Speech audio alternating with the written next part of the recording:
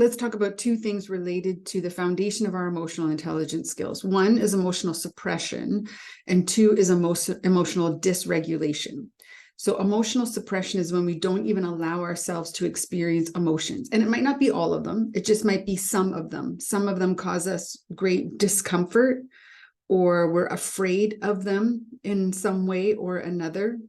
We don't really know how to experience them, so we keep them locked away. Emotional dysregulation is when our emotions are disproportionate to the circumstances or the present moment, and we're unable to regulate our emotional expression, our emotional experience. And so our emotions are either like way too big for the circumstances or not big enough.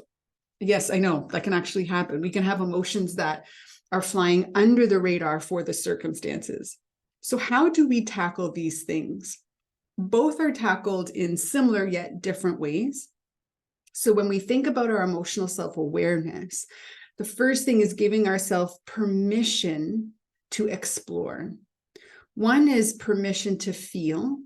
And if we're really quite hesitant or tentative about releasing emotions, then allow yourself the baby steps into emotions that are adjacent to ones that we do experience. They're just a little bit away from them on the emotional chart.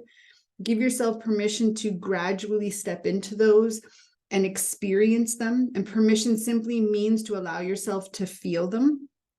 Using a journal is very effective, writing down those feelings, what they feel like in your body. So the physiological signals, like did your face flush, or did your palms get sweaty, or did you get a knot in your stomach?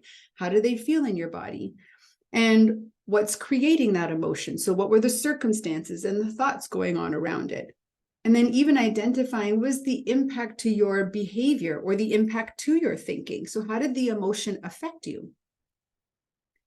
For emotional dysregulation, it is about using the pause.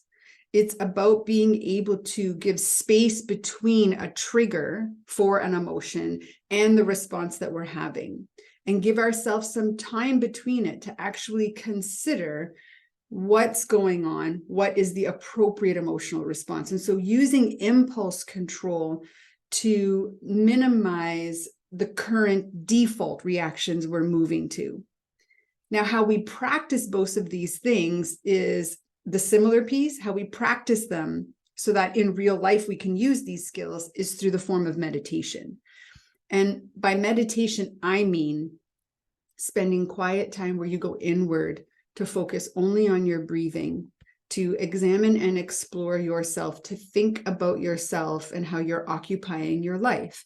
Giving yourself the opportunity in quiet moments with yourself, which can be done anywhere, at any time, for any length of time.